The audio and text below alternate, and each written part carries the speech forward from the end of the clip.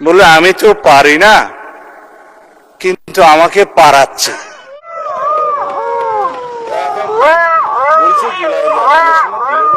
সংবিধান সংবিধান করে সংবিধান পড়ে দেখিস তোরা? পড়ে তো দেখিস না। ইঞ্জিনিয়ারিং করে 2/3 মেজরিটি পাইছে। পার্থ কইছে না আমাদের সংবিধান পরিবর্তনের জন্য 51% জনগণ ভোট দিছে। জনগণ কিন্তু সংবিধান পরিবর্তন করার জন্য 51% ভোট আমাদেরও দিয়েছে। 14 কোটি মোবাইল কে দিয়েছে? এটা দিয়েছে হাসিনা এস্টাবলিশমেন্ট। সে শুধু 16 কোটি মোবাইলই দেয় নাই, বিএনপির এই ক্ষমতাও দিছে। জাতীয় নিরাপত্তার স্বার্থে আটক হইলে গুম না। তো হাসিনা কোন যুক্তিতে আটক রাখতো? জাতীয় নিরাপত্তার স্বার্থ দেখাই তো আটক রাখতো। গুম অধ্যাদেশ বাতিল করেছে বিএনপি। অবশ্য এটা বিএনপির দোষ না, কার দোষ এটা আমরা পরে দেখমুনি। তার আগে এই অধ্যাদেশ নিয়ে সমস্যাটা আগে বুঝে দেখি।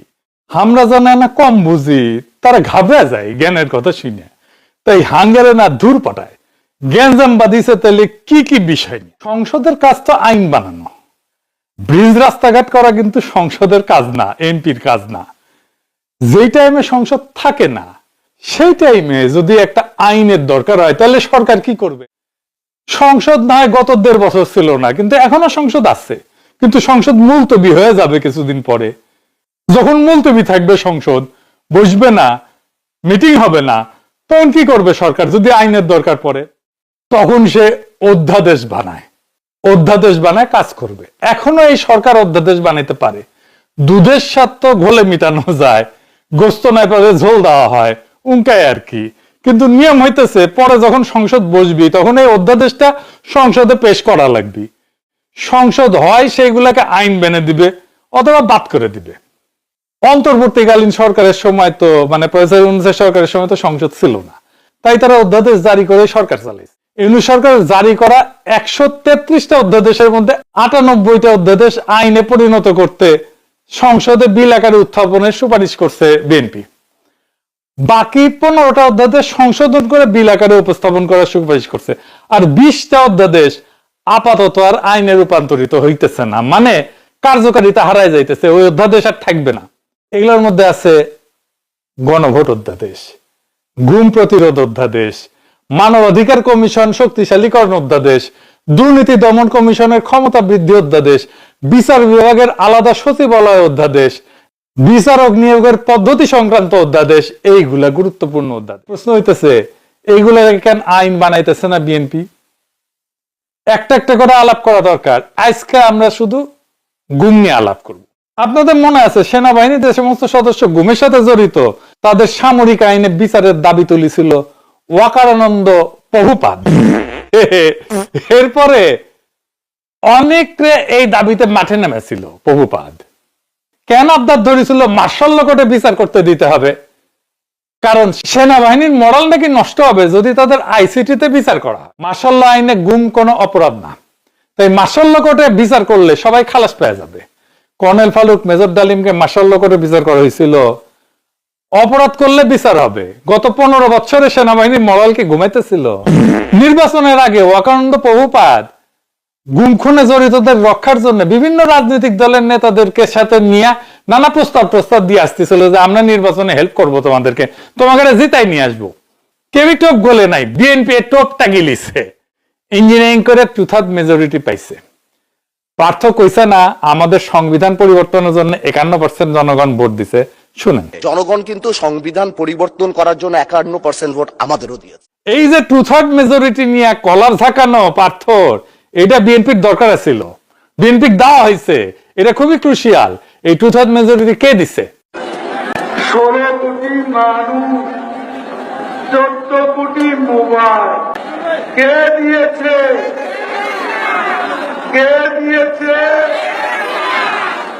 এটা দিয়েছে হাসিনা এস্টাবলিশমেন্ট। সে শুধু 16 কোটি মোবাইলই দেয় নাই, বিএনপির এই ক্ষমতাও দিছে। 2/3 মেজরিটি এটাই সিভিল মিলিটারি ব্যুরোক্রেসি দিছে। কেন দিছে? যেন যা খুশি বিএনপিকে দিয়ে করায় নেওয়া যায়।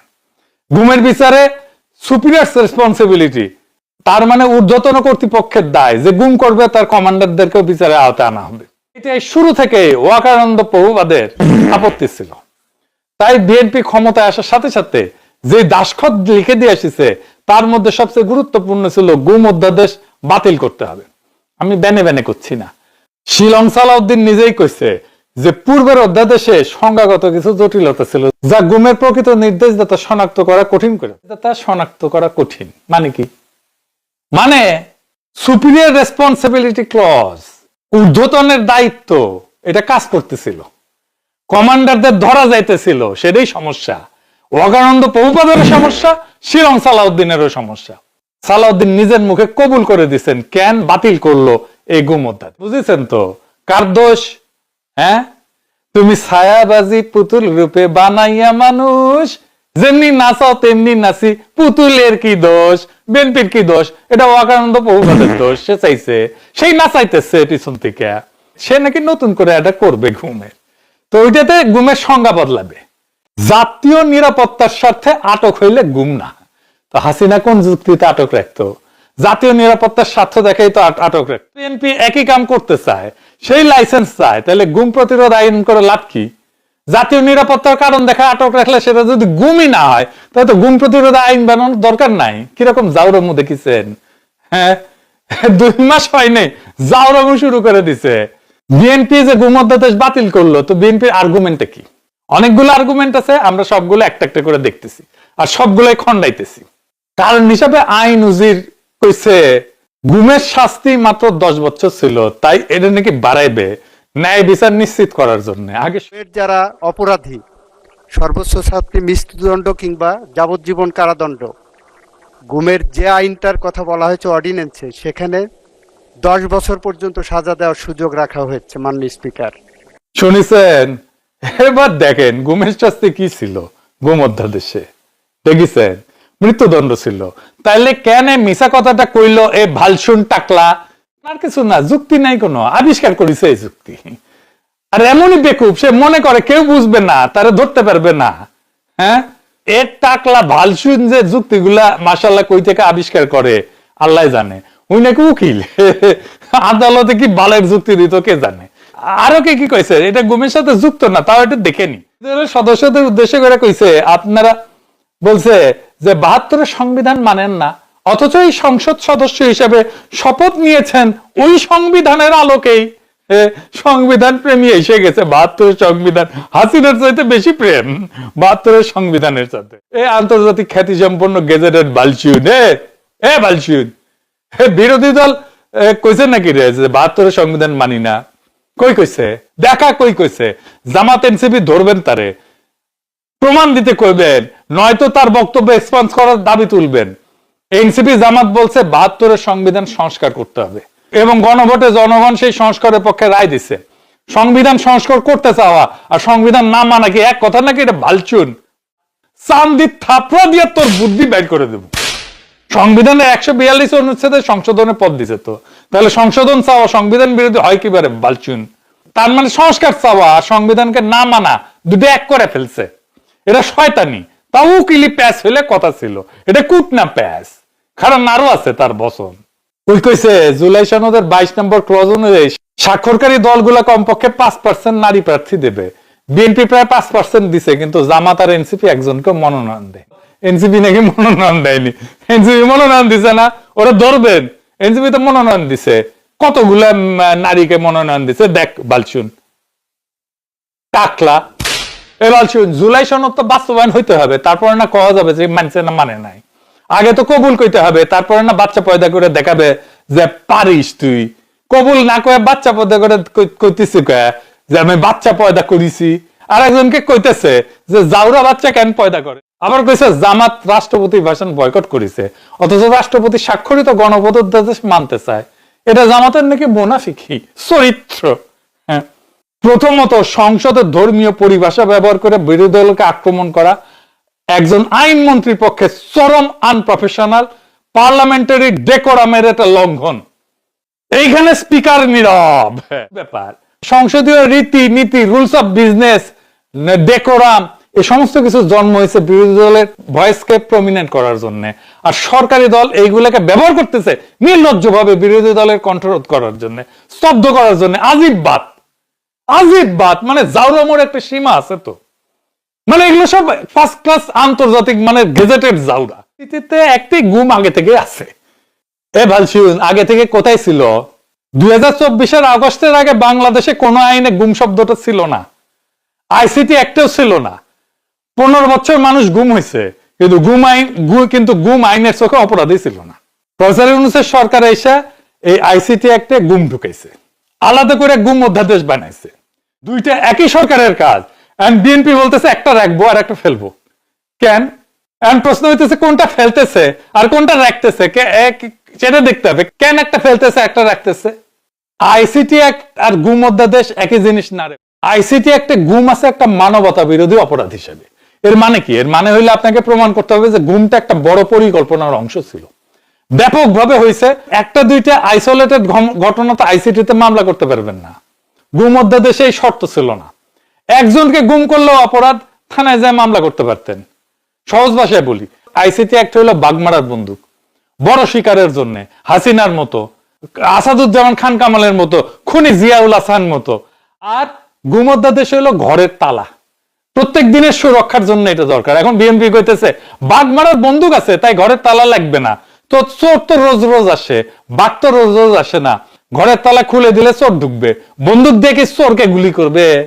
হ্যাঁ, কামান দিয়ে গুলি কর তাইলে, আর এটা বড় কর। আর 3 নাম্বার কারণ কি? গুম অধ্যাদেশে একটা বিশেষ ধারা ছিল যে গুম করছে শুধু সে না, যে নির্দেশ দিয়েছে সেও দায়ী। ধরা পড়লে কর্নেলও ধরা পড়বে। এটাই ওয়াকানন্দ প্রভুপাদের গলার কাটা ছিল, এটাই বাতিলের আসল কারণ। 15টা অধ্যাদেশ সংশোধন করে পাশ করা হয়েছে, পুলিশ কমিশন অধ্যাদেশ সংশোধন করে পাশ করেছে, শ্রম আইন সংশোধন করে পাশ করেছে। সমস্যা থাকলে ঠিক করে পাশ করো, ফেলে দাও কেন? গাড়ির ব্রেকে সমস্যা এলে ব্রেক ঠিক করো, গাড়ি ভাঙড়িতে দাও কেন? ভাঙড়িতে দিলে বুঝতে হবে যে গাড়ি চালাইতে চাও না তুমি। এর উপর হয়েছে কি, চিফ প্রসিকিউটর আইসিটির লোক, গুম অধ্যাদেশ বাতিল হইলে সব মামলা তার কোর্টে যাবে, তার ক্ষমতা বাড়বে। তাই কইতেছে ওই আইন লাগে না, সব আমার কাছে আনো, আমি আছি তো। দোকানদার কইতেছে পাশের দোকানে যাওয়ার দরকার নাই, সব আমার দোকানেই পাবেন। হ্যাঁ, এটা তো পরামর্শ না, এটা তো নীতির কথা না, এটা আইনের কথা না, এটা ব্যবসা। ব্যবসা, ওইখান থেকে আসবে আর টাকা খাবা। তোমার বিএনপির লোকজন তো টাকা খায় ওইখান থেকে, দেখছে তো। আর মজার কথা, নিজেই করছে আজ যে সংশোধনী পাশ হয়েছে সেটা পুরো টেক্সটে পড়েনি, কিন্তু বক্তিমা ঝাড়বি ওই পড়েনি, কিন্তু বলে দিতেছে গুম অধ্যাদেশ লাগে না। প্রেসক্রিপশন না পড়ে বলতেছে ওষুধ লাগবে না। এটা কোন ধরনের ডাক্তারি রে বালচি? তারেক রহমানের পক্ষে সে বক্তব্য দেয় সংসদে, তারেক রহমান সংসদে বসে বসে হাততালি দেওয়া ছাড়া আর কিছু করে না, আর মাঝে মাঝে কারো পিঠ চেপড়ে দেয়। এই সংসদে সবচেয়ে জোরালো কণ্ঠ হইতেছে শিলং সালাউদ্দিনের। তারেক রহমান বসে থাকে কিছু না বইলা, কথা বলে শিলং সালাউদ্দিনের দিয়া। দেখেন, জনাব সালাউদ্দিন আহমদ সংসদ নেতার পক্ষে বক্তব্য রাখছেন। মাননীয় স্বরাষ্ট্রমন্ত্রী। মাননীয় স্পিকার, আপনাকে ধন্যবাদ। ইয়েস, মাননীয় স্পিকার, আমি মাননীয় সংসদ নেতার পক্ষে বক্তব্য রাখছি। মাননীয় সংসদ নেতা সর্বশেষে বক্তব্য রাখবেন কিনা সেটা তার প্রিরোগেটিভ, কেউ ডিকটেট করতে পারে না, এটাই বিধি।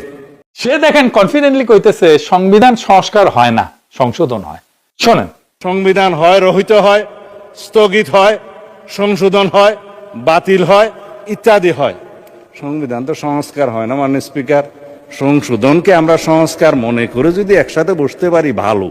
আচ্ছা এডিটর সাহেব, বিভিন্ন দেশের সংবিধান সংস্কারের রেফারেন্স গুলো দেখান না, বইপত্র গুলো দেখেন, এটার পর এটা দেখান। দেখেছেন, আজ বাদ দিলাম সংশোধন হয় না। বিএনপির 31 দফার প্রথম দফায় তো সংবিধান সংস্কার নিয়া, যে সংবিধান সংস্কার হয় না সেটা বিএনপি কেন তার প্রথম দফা বানাইলো? এবং অন্য সবকিছু বাদ দেন, নিজে যেটা দাবি করেছেন তাদের প্রথম প্রধান প্রতিশ্রুতি হিসেবে, সেটাই তার সেই দলের নেতা বলে এটা হয় না। মানে চিন্তা করেছেন কি রকম জাউরামু, কিরকম বোকা ভাবে, মানে কতখানি অশ্রদ্ধা পাবলিকের ইন্টেলিজেন্সের উপরে। আচ্ছা আবার দেখেন আরেকটা জিনিস, কইছে রাষ্ট্রপতির আদেশ জারি করতে পারে না। সে নাকি রাষ্ট্রপতিরে কইছে আপনি কি আদেশ জারি করতে পারেন? সুপ্র নাকি কইছে আমি পারি না, আমাকে পারাচ্ছে। মহামান্য রাষ্ট্রপতির সাথে তখন কথা বলেছিলাম যে মহামান্য রাষ্ট্রপতি আপনি কি আদেশ জারি করতে পারেন? বললে আমি তো পারি না, কিন্তু আমাকে পারাচ্ছে। তো এখন শুনেছেন, এক বেকুব আর এক বেকুবকে জিজ্ঞেস করতেছে, সেটা শুনে সব বেকুব টেবিল চাপড়াইতেছে, টেবিলই চাপড়াইতেছে। একজন হুক্কা হুয়া করিছে আর সবাই ক্যা হুয়া করিচ্ছে। এডিটর সাহেব আবার দেখান। পাচ্ছে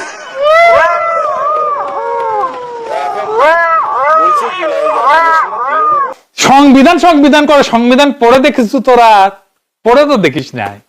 দেখেন সংবিধান কইছে ইংরেজি, যেহেতু কইছে তাহলে ঠিকই কইছে, তাই না? আমি বাংলা করে কইতেছে রাষ্ট্রপতির নামে প্রণীত আদেশ সমূহ, ভালো করে দেখেছেন আদেশ সমূহ, এইটা সাহেব আন্ডারলাইন করে দেন। অন্যান্য চুক্তিপত্র কি রূপে সত্যায়িত বা প্রমাণিত হবে রাষ্ট্রপতি তাহা বিধিসমূহ দ্বারা নির্ধারণ করিবেন এবং অনুরূপভাবে সত্যায়িত বা প্রমাণীকৃত কোন আদেশ বা চুক্তিপত্র যথাযথ প্রণীত বা সম্পাদিত হয় নাই বলিয়া তাহার বৈধতা সম্পর্কে কোন আদালতে প্রশ্ন করা যাইবে না।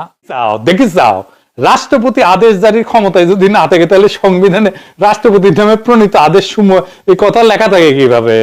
কেমনে থাকে? হ্যাঁ, উল্টা পাল্টা যা খুশি কইতেছে আর সবাই টেবিল চাপড়াইতেছে। কোন কিসিমের বেকুব হইলে এই কাজ করে? এইখানে আরো যুক্তি আছে।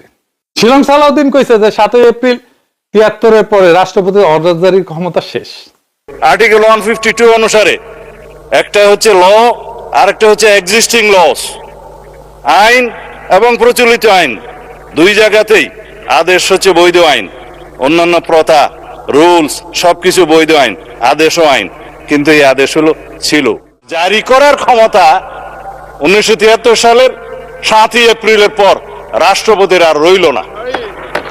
এখানে শিলং সালাউদ্দিন আবারও দারুণ একটা চালাকি করেছে। এরকম সিকনা চালাকি সে কিন্তু মাঝে মাঝে করে। কি সেই চালাকি? রাষ্ট্রপতির 2 ধরনের ক্ষমতা আছে। 1 নম্বর আইন বানানোর ক্ষমতা, যেটা অধ্যাদেশ দিয়ে করে। 2 নম্বর সরকার চালানোর ক্ষমতা। তার মানে আইন বানানোর ক্ষমতা, সরকার চালানোর ক্ষমতা। 71 থেকে 73 পর্যন্ত বাংলাদেশে কোনো সংসদ ছিল না। তখন রাষ্ট্রপতি নিজেই আইন বানাতো। এগুলোকে বলা হয় প্রেসিডেন্টস অর্ডার। 73 সালে প্রথম সংসদ বসার পরে এই ক্ষমতা শেষ হয়ে যায়, কারণ এখন তো সংসদ আছে। আইন বানাবে সংসদ, রাষ্ট্রপতি। কিন্তু সরকার চালানোর ক্ষমতা তো শেষ হয়নি। সংবিধান নিজেই বলছে বাংলাদেশের সকল নির্বাহী কাজ রাষ্ট্রপতির নামে হয়। রাষ্ট্রপতি প্রতিনিয়ত এক্সিকিউটিভ অর্ডার দেয়, নোটিফিকেশন জারি করে, ডাইরেক্টিভ দেয়। এটা তার সাংবিধানিক ক্ষমতা। এইটা 1973-এ শেষ হয়নি, 2026-এও শেষ। রাষ্ট্রপতি হয়েছে তো হাসিনার পাস হইয়া, হাসিনারে কদম বসি কইরা, ও কি জানবে? শিলং সালাউদ্দিন কি করছে? এই 2টা ক্ষমতাকে ইচ্ছাকৃত ভাবে গুলাই দিচ্ছে। ও বলতেছে 73-এর পর রাষ্ট্রপতির অর্ডার জারির ক্ষমতা শেষ। শুনে মনে হয় রাষ্ট্রপতি কোনো আদেশই দিতে পারে না, কিন্তু আসল কথা হইলো আইন বানানোর বিশেষ ক্ষমতা শেষ হয়েছে, সরকার চালানোর ক্ষমতা শেষ হয়নি। কিন্তু আইন বানানোর সেই বিশেষ ক্ষমতা আবার ফিরে আসছে তত্ত্বাবধায়ক সরকারের আমলে, দেশের মাধ্যমে। জুলাই সনদ বাস্তবায়ন আদেশ কি করছে? এটা নতুন কোন আইন বানায়নি, এটা একটা এক্সিকিউটিভ ডাইরেক্টিভ, যেখানে বলা হয়েছে গণভোট কিভাবে হবে, ফলাফলের পর কি হবে, কনস্টিটিউশন রিফর্ম কাউন্সিল কিভাবে গঠিত হবে। এটা সরকার পরিচালনার অংশ, আইন প্রণয়ন না। এটা সহজ উদাহরণ দিই। ধরেন আপনার বাড়িতে বাবা আছে, বাবার 2টা কাজ, পরিবারের নিয়ম বানানো আর পরিবার চালানো। এখন ছেলে বড় হয়ে গেলে বাবা হয়তো বলবে নিয়ম এখন থেকে সবাই মিলে বানাবো, কিন্তু তার মানে কি বাবা পরিবার চালানো বন্ধ করে দিছে? বাজার করবেন না, স্কুলে ভর্তির ফর্ম সাইন করবেন না? অবশ্যই করবেন। উইল বানাবেন না, সম্পত্তি লিখে দেবেন না, কারণ সেটা তার নির্বাহী দায়িত্ব। তো ঠিক তেমনি 1973-এর পর রাষ্ট্রপতি আর একা আইন বানাইতে পারে না, সেটা সত্য। কিন্তু রাষ্ট্রপতি সরকারের প্রধান নির্বাহী হিসেবে আদেশ জারি করতে পারে, সেটাও সত্য। শিলং সালাউদ্দিন প্রথম সত্যটা বলে দ্বিতীয় সত্যটা লুকাইতেছে। সবচেয়ে বড় কথা, এই একই রাষ্ট্রপতি এই একই সময় 133টা অধ্যাদেশ জারি করছে, 98টা বিএনপি সরকার আইনে পরিণত করছে। তার মানে বিএনপি মানছে যে রাষ্ট্রপতির ক্ষমতা ছিল, কিন্তু একই রাষ্ট্রপতি যখন ইমপ্লিমেন্টেশন অর্ডার জারি করে তখন বলে তার ক্ষমতা ছিল না। কি চমৎকার! একই মানুষের ক্ষমতা 98 বার আছে আর একবার নাই। এটা কোন আইনি যুক্তি? এটা হচ্ছে রাজনৈতিক সুবিধাবাদ, এটা হচ্ছে চালাকি, এটা হচ্ছে জনগণের সাথে চালাকি, এটা নির্লজ্জ প্রতারণা। এই কইছে জুলাই সনদ বাস্তবায়নের যে রাষ্ট্রপতি অর্ডার, সেটা পুংলিঙ্গ নাকি স্ত্রীলিঙ্গ ওটা নাকি বুঝতে পারতেছে না শিলং সালাউদ্দিন। সাহেব কাছে আসেন, কয়া দিতেছি। জুলাই সনদ বাস্তবায়ন আদেশটা অধ্যাদেশও না, আইনও না, তাই এটার কোনো আইনি মর্যাদা নাই। এটা শুনতে যুক্তিসঙ্গত মনে হয়, কিন্তু এখানে একটা বড় চালাকি আছে। সালাউদ্দিন এমন ভাবে বলতেছে যেন পৃথিবীতে শুধু 3টা জিনিস আছে, হয় আইন, নয় অধ্যাদেশ, নয় তো শূন্য, মাঝখানে আর কিছু নাই। এই 3টার কোনোটা যেটা না, সেটা আবর্জনা। এটা সত্য না। একটা দেশ চালাইতে শুধু আইন আর অধ্যাদেশ দিয়ে হয় না, প্রতিদিন সরকার চালাইতে রাষ্ট্রপতি এক্সিকিউটিভ অর্ডার, নোটিফিকেশন জারি করে, গেজেট নোটিফিকেশন প্রকাশ করে, ডাইরেক্টিভ দেয়, রুল বানায়। এর কোনোটাই আইন না, অধ্যাদেশও না, কিন্তু সবগুলোরই আইনি মর্যাদা আছে। কেউ বলে না যে এটাতে এক না, তাই মানব না। এমনকি রাষ্ট্রপতির আনুষ্ঠানিক ইচ্ছা বা আকাঙ্ক্ষা প্রকাশও একটা এক্সিকিউটিভ ডাইরেক্টিভ হিসেবে কাজ করতে পারে। সংবিধানের 48 অনুচ্ছেদ অনুযায়ী বাংলাদেশের সকল নির্বাহী কাজ রাষ্ট্রপতির নামে পরিচালিত হয়। রাষ্ট্রপতি যখন অনানুষ্ঠানিকভাবে কোনো বিষয়ে তার ইচ্ছা বা অভিপ্রায় ব্যক্ত করে, সেটা একটা সাধারণ মানুষের ইচ্ছা না, এটা রাষ্ট্রপ্রধানের সাংবিধানিক অবস্থান থেকে আসা নির্দেশনা। আপনারাই তো চুপপুর সাংবিধানিক অবস্থান নিয়ে হইচই বাঁধাইছেন, এখন মানতে চান না কেন? এটা ব্রিটিশ সাংবিধানিক ঐতিহ্যে এটাকে বলা হয় royal pleasure, at his or her majesty's pleasure, রাজার ইচ্ছাই নির্দেশ। বাংলাদেশের সংবিধানে একই কাঠামোতে তৈরি, রাষ্ট্রপতির আনুষ্ঠানিক অভিপ্রায় এক্সিকিউটিভ অ্যাকশনের ভিত্তি। ইন্ডিয়ান সংবিধানেও during the pleasure of the president এই ধারণাটা সরাসরি আছে, এবং ভারতীয় এবং বাংলাদেশি সাংবিধানিক ঐতিহ্য একই উৎস থেকে আসা। সেজন্যই তো এই সংবিধান এত পছন্দ। এই সংবিধানই মানেন, আমরাই মানাই দিচ্ছি, আমরা বুঝে দিচ্ছি ওর মধ্যেই আছে সমস্ত হিসাব কিতাব। তাহলে ব্যাপারটা কি দাঁড়ায়? রাষ্ট্রপতি শুধু যদি মুখে বলে যে আমি এটা চাই, সেটাও যদি আনুষ্ঠানিক প্রেক্ষাপটে হয়, তাহলে সেটা একটা ডাইরেক্টিভ।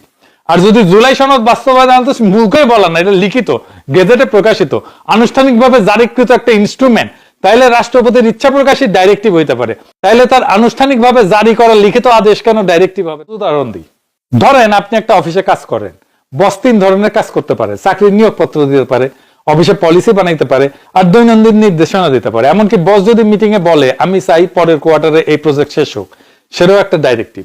কেউ বলে না বস এটা তো লিখিত পলিসি দেন নাই, তাই মানবো না। বসের আনুষ্ঠানিক ইচ্ছা প্রকাশই যথেষ্ট। ইচ্ছা প্রকাশ করলেই যদি সেটা ডাইরেক্টিভ হয়, তাহলে বসের একটা আনুষ্ঠানিক মেমো সহ লিখে সই করে সবাইকে পাঠায় যদি বলে এটা এই কাজ এইভাবে হবে, তাহলে সেটা তো আরো শক্তিশালী ডাইরেক্টিভ। কেউ কি বলবে এটা তো নিয়োগপত্রও না, পলিসিও না, তাই মানবো না? অবশ্যই না, কারণ বসের কাছ থেকে আসছে, বসের অথরিটি আছে এবং তার দায়িত্বের মধ্যেই পড়ে। এটা নাম কি সেটা গুরুত্বপূর্ণ না, কার কাছ থেকে আসছে এবং তার ক্ষমতা আছে কিনা ওইটা সাইন করার, সেটা গুরুত্বপূর্ণ। জুলাই সনদ বাস্তবায়ন আদেশটা ঠিক এই জায়গায় পড়ে। এটা অ্যাক্ট না, কারণ সংসদ তখন ছিল না। এটা অর্ডিন্যান্স না, এটাকে সেই ফরম্যাটে জারি করা হয়নি। এটা একটা এক্সিকিউটিভ ইনস্ট্রুমেন্ট। রাষ্ট্রপতি তার নির্বাহী ক্ষমতায় সরকারের পরামর্শে রাষ্ট্র পরিচালনার অংশ হিসেবে জারি করছে। রাষ্ট্রপতির ইচ্ছা প্রকাশী যখন ডাইরেক্টিভ, তখন তার আনুষ্ঠানিকভাবে জারি করা গেজেটে প্রকাশিত লিখিত আদেশ, এটা তো অনেক বেশি শক্তিশালী ইনস্ট্রুমেন্ট। সালাউদ্দিন যখন বলে এটা অধ্যাদেশও না, আইনও না, তখন আসলে বলতেছে রাষ্ট্রপতির নির্বাহী ক্ষমতা বলে কিছু, ইচ্ছা অভিপ্রায় নির্দেশনা কোনটারই মূল্য নাই যদি না সেটা আইন বা অধ্যাদেশ নামে আসে। এটা সংবিধানের এক্সিকিউটিভ পাওয়ার ফ্রেমওয়ার্ককে অস্বীকার করে। সবচেয়ে মজার কথা, এই একই রাষ্ট্রপতি একই সময় নির্বাচন কমিশনকে নির্বাচন পরিচালনার নির্দেশ দিচ্ছেন। সেটা কি অ্যাক্ট ছিল না অর্ডিন্যান্স ছিল? সেটা তো এক্সিকিউটিভ ডাইরেক্টিভ ছিল, কিন্তু সেই ডাইরেক্টিভ মেনে নির্বাচন হয়েছে। সেই নির্বাচনে সালাউদ্দিন সাহেব সংসদ সদস্য হয়েছে। রাষ্ট্রপতির ইচ্ছায় নির্বাচন হইলে সমস্যা নাই, কিন্তু রাষ্ট্রপতির আনুষ্ঠানিক আদেশে গণভোটের ব্যবস্থা হলে সেটা হঠাৎ শূন্য হয়ে যায়। একই ক্ষমতা, একই রাষ্ট্রপতি, একই সময়কাল, কিন্তু একটা মানবেন আর একটা মানবেন না। এটা কোনো আইনি যুক্তি না, এটা হইতেছে প্রতারণা, জনগণের সাথে প্রতারণা। জুলাই আগস্টে আমাদের সন্তানেরা রাস্তায় নামলো, গুলি খেলো, মরলো কেন? কোনোদিন কাউকে রাতের অন্ধকারে তুলে নিয়ে যেতে না পারে। সেই রক্তের দামে অন্তর্বর্তী সরকার গুম প্রতিরোধ অধ্যাদেশ বানাইলো। শুধু গুমকারীকে না, যে গুমের নির্দেশ দিছে সেই কমান্ডারকেও বিচারের আওতায় আনার বিধান করলো, সুপিরিয়র রেসপন্সিবিলিটি দিল। এইটাই ছিল আসল ক্ষমতা এই অধ্যাদেশে। এবং ঠিক এটাই সহ্য হইল না। কার সহ্য হইল না? যারা গত 15 বছর গুম করছে তাদের, যারা নির্দেশ দিছে তাদের। ওয়াকারানন্দ মাঠে নামাইলো, মার্শাল্ল কোর্টে বিচার চাই কেন? কারণ মার্শাল্লতে গুম অপরাধী না, বিচার হইলে সবাই খালাস। সেটা তো হইল না, তাই প্ল্যান বি, গুম অধ্যাদেশটাই বাতিল করে দাও। বিএনপিকে উপহার দেওয়া হলো 2/3 মেজরিটি। টিকিট প্রাইস কি? গুম অধ্যাদেশ বাতিল। বিচার বিভাগের স্বাধীন সচিবালয় বাতিল, বিচারক নিয়োগের স্বচ্ছ প্রক্রিয়া বাতিল, দুদকের ক্ষমতা বৃদ্ধি বাতিল, মানবাধিকার কমিশন শক্তিশালীকরণ বাতিল। একটার পর একটা সবগুলো একই জায়গায় আঘাত করতেছে। কোন জায়গায়? অ্যাকাউন্টেবিলিটি, জবাবদিহিতা। যে প্রতিষ্ঠানগুলো ক্ষমতাবানদের জবাবদিহি করবে সেগুলোই শেষ করা হয়েছে। 12 এপ্রিলের পর বাংলাদেশে গুম প্রতিরোধের কোনো স্পেসিফিক আইন থাকবে না। কাউকে তুলে নিয়ে গেলে কোন আইনে বিচার হবে জানা নাই। এই আইনি গ্যাপে কে সুরক্ষিত?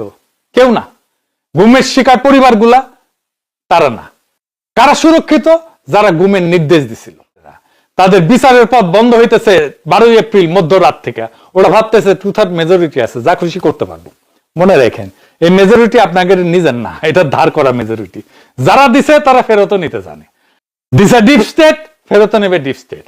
আর যেদিন আপনাদের দরকার পড়াবে সেদিন আপনাদের পাছায় লাথি বেড়া ওই একই যন্ত্র আপনাদের বিরুদ্ধে ব্যবহার করা হবে। তখন গুম প্রতিরোধী আইন খুঁজবেন আপনি, সালাউদ্দিন সাহেবও খুঁজবে, পাবে না। বাতিল করে দিয়ে গেছে, এটা ধরা পড়ে যাবে তুমি রঙ্গিলা জালে। তখন হ্যাগন কইরা আমি তো নিমিত্ত মাত্র, আমারে তো অন্য কেউ নাচায়। হ্যাঁ, তুমি ছায়াবাজি পুতুল রূপে বানাইয়া মানুষ যেমনি নাচাও তেমনি নাচি, পুতুলের কি দোষ? হ্যাঁ, পুতুলের দোষ আছে। কারণ পুতুল যখন জানে যে সে পুতুল, তখন নাচা বন্ধ করার দায়িত্ব তার নিজের খবর নিজে খুঁড়তেছে। আর খুঁড়তে খুঁড়তে আনন্দ করতেছেন। গত 16 বছরের বিএনপির আমরা দেখেছি, তার শক্তি দেখছি, দুর্বলতাও দেখছি। আপনাদের নেতা কর্মীরা আমাদের কয়েকজনের দিকে তাকায় থাকতো। প্রতিরোধের মিটি মিটি আগুন আমরাই জ্বালায় রাখছিলাম। আপনারা যে টিকে ছিলেন তার কারণও ছিলাম আমরা, মুষ্টিমেয় কয়েকজন। এরপরে যখন গাড্ডায় পড়বেন, কাউরে পাইবেন না। এখন যারা চারিদিক থেকে ঝেঁপে পড়ে আপনাদের উপরে, তারাই এই 16 বছরে কোথাও ছিল না। থাকলে বালুর ট্রাক দিয়ে খালেদা জিয়াকে আটকায় রাখতে পারতো। নয়া পল্টনে কেসি গেটের ভিতরে আটকায় থাকতে হইতো না আপনাদেরকে।